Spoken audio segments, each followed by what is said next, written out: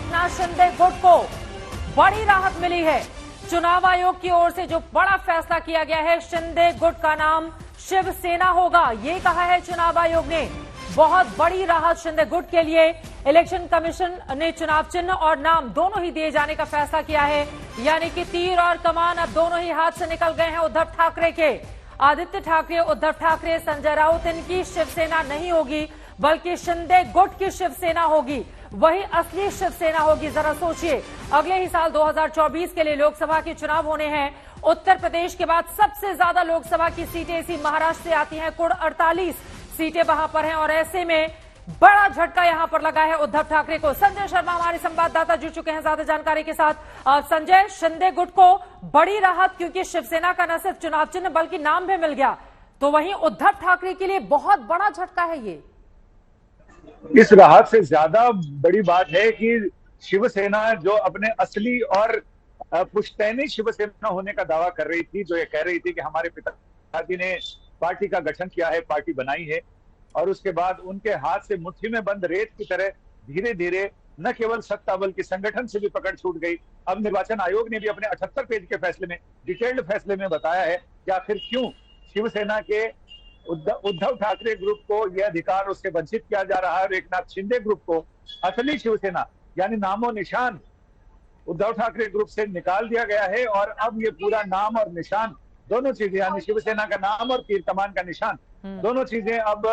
Eknath Shinde group को दे दी गई हैं। यानी जो लोग ये दावा करके नहीं थक रहे थे कि हमारा इस पर पुश्तैनी अधिकार है, हमारे बाप दादाओं की संपत्ति है, हमें वहां से निकाला जा रहा है, हम इसके असली वारिस हैं, हम न केवल शिवसेना के वारिस हैं बल्कि शिवसेना के संस्थापक के भी वारिस हैं। लेकिन निर्वाचन आयोग ने कहा कि कानून की नजर में और पूरी जो प्रक्रिया है, उस प्रक्रिया को देखते हुए कहीं से ऐसा नहीं लग रहा कि जिसमें अंक के गणित के हिसाब से या फिर जो वर्टिकल दो फाड़ हुआ है, उसमें उद्धव ठाकरे ग्रुप को कहीं पर भी तरजीह मिलती हुई दिखाई नहीं दी है। हालांकि उद्धव ठाकरे ग्रुप ने कहा कि उन्होंने बहुत हड़बड़ी में चीजें जुटाई हैं, इसलिए वो सारे संख्या बल प्रदर्शित नहीं कर पाए निर्वाचन आयोग के आगे। लेकिन निर्वाचन आयोग ने जितने सबूत, जितने दस्तावेज, जितनी सारी दलीलें और तर्क दिए गए थे, उसमें एकनाथ शिंदे ग्रुप 21 पड़ा है उद्धव ठाकरे ग्रुप पर, और लिहाजा निर्वाचन आयोग ने, मुझे लगता है संजय, इतिहास में ऐसा पहली बार होगा जब पिता ने जिस शिवसेना को बनाई हो, बाला साहब ठाकरे, उनके बेटे से न सिर्फ चुनाव चिन्ह छिन जाए बल्कि नाम भी छिन जाए। अब उद्धव ठाकरे और उनके गुट के पास क्या ऑप्शन बचता है, क्योंकि अगले ही साल लोकसभा के चुनाव होने हैं और लगता नहीं है कि उद्धव ठाकरे इस मुद्दे पर इतनी जल्दी शांत बैठेंगे।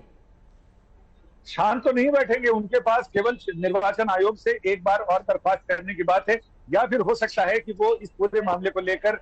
सुप्रीम कोर्ट का रुख करें और सुप्रीम कोर्ट में बताएं कि हमारे साथ अन्याय हुआ है, हमें न्याय दिया जाए। लेकिन नैतिक रूप से ये एक तरह का ऐसा महाभारत है जिसमें धृतराष्ट्र ने पूरा जोर लगाया था कि उनके लोग जीते, और उस महाभारत में जिसकी सत्ता थी, जिसका राज था, उनकी हार हो गई। यहां भी ऐसा ही हुआ है कि उद्धव ठाकरे ने बाला साहब ठाकरे और शिवसेना और उनके वारिस होने का दावा करते हुए न केवल जन रैलियों में यह दावा किया था कि कुछ लोगों ने हमारी पीठ में छुरा घोंपा है, लेकिन निर्वाचन आयोग ने अब उस जो तथाकथित इनका आरोप था कि उन लोगों ने छुरा घोंपा है, दगाबाजी की है, लेकिन निर्वाचन आयोग ने अपने फैसले से साफ कर दिया है कि उद्धव ठाकरे ग्रुप का शिवसेना के असली नाम और निशान पर हक नहीं होगा। ये हक एकनाथ शिंदे ग्रुप का होगा, जिनकी सत्ता चल रही है। कहने वाले अब ये भी कह सकते हैं कि जिसकी लाठी उसके भैंस, जिसकी सत्ता उसके साथ संगठन। लेकिन इससे इनकार नहीं किया जा सकता कि निर्वाचन आयोग ने अभी अभी जारी अपने फैसले में ये साफ कर दिया है कि अब शिवसेना पर अधिकार, यानी असली शिवसेना